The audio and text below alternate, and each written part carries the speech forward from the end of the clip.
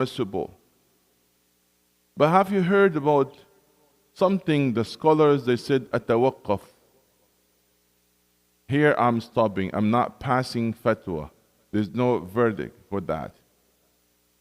Have you heard about it? Scholars they use that term. I said atawaqqaf. They didn't pass judgment. They didn't give their opinion. They didn't have to give their opinion about all matters, especially the matters that are mixed. When you look at that matter from side, it could be harmful, and the other side could be beneficial. There's a advantage and a disadvantages. It does not have to be. It's not everything's white and black. And that's really important as a rule of discipline. We have to know our limitation. And we should not say a word without being clear about. We were discussing a few days ago about what's happening in Lebanon. You don't have to be with or against, especially at this time.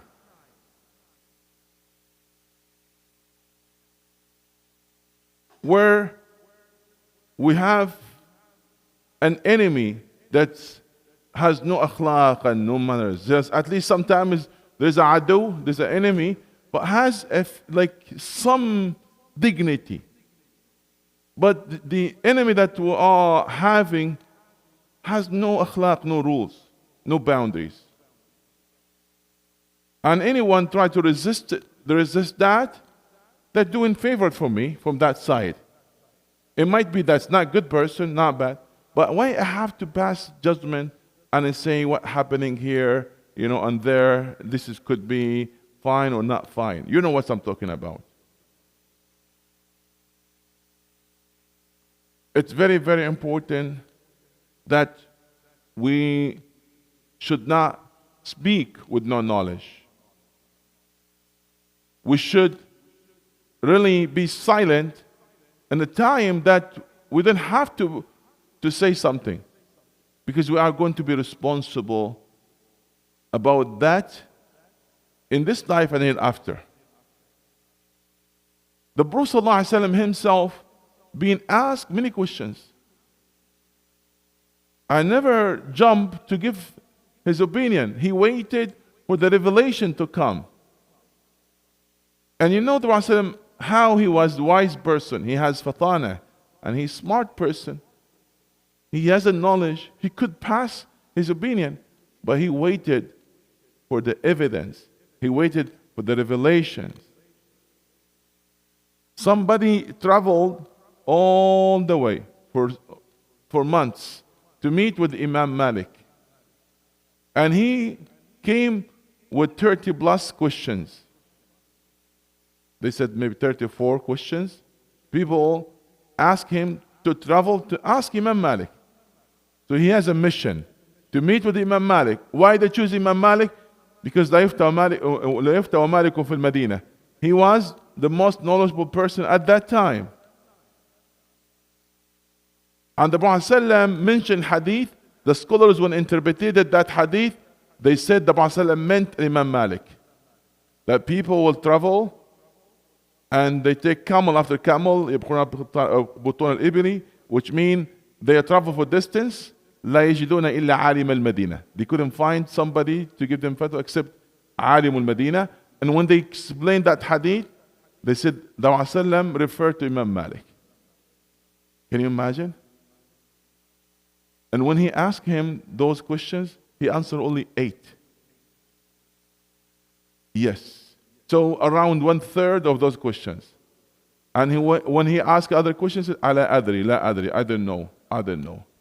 He said, "How come you don't know? I came all the way and you don't know?" He said, "What are you going to say to Allah subhanahu wa ta'ala when he question me?" That's Imam Malik. We should learn that adab. We should say, "I don't know," when I'm not sure.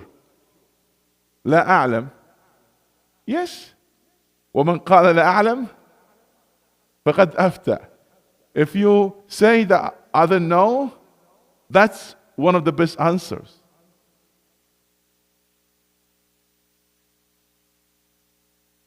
There's one student in the exam, he copied the questions and handled the paper. And the day of the result, he got big zero. He came complain.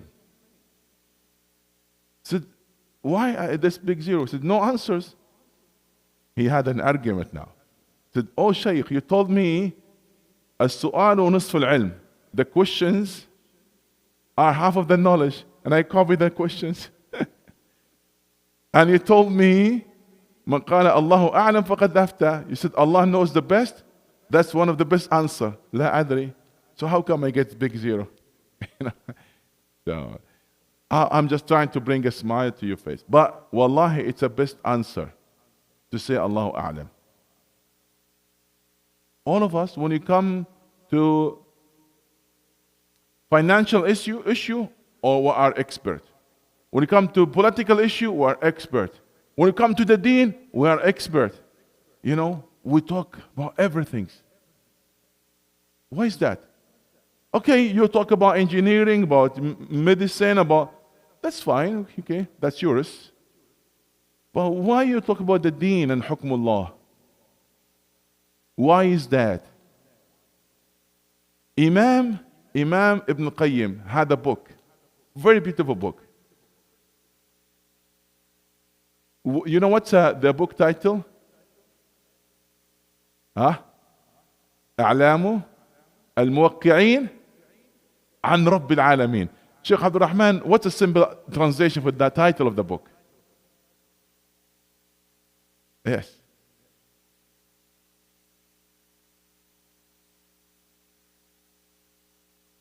Okay.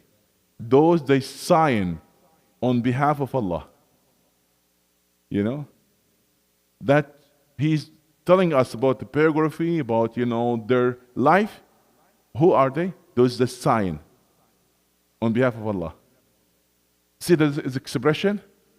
You are signing on the behalf of Allah when you pass fatwa. We should hold our tongue. I learned there's something in the fiqh called توقف. هنا توقف حمار الشيخ. توقف. Do not go further. There's no need for you to give an answer or fatwa. Especially nowadays, there's many things are mixed. اختلط الحابل بالنابل. Many issues here and there. Wallahi. You might talk about election in Canada or a state, but we're talking about other things. Even this one is a problem, But most of the issues now, it's not that easy, even with experience, with knowledge. So how come without knowledge we talk about it? So I don't have to answer any questions, and I don't have to tell you my opinion about this matter. It's not clear. It's not something that I would even put my word in that. So why I have to? They came and asked Umar ibn Abdul Aziz about the fitna. This is the last story I'm gonna share today. They came and asked him about the fitna when the Sahaba fought and they have that conflict when they raise a sword against each other.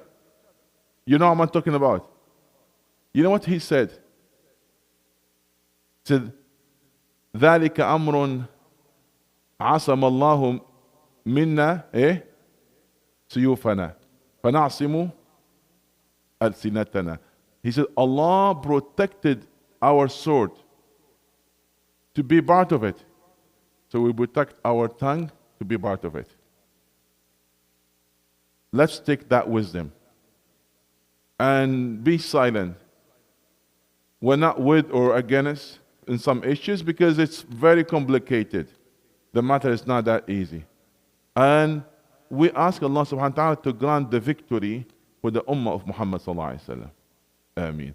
اللهم اغفر ذنوبنا واستر عيوبنا وبلغنا في دار مطلوبنا اللهم نسألك العفو والعافية والمعافاة الدائمة في الدين والدنيا والآخرة. آمين.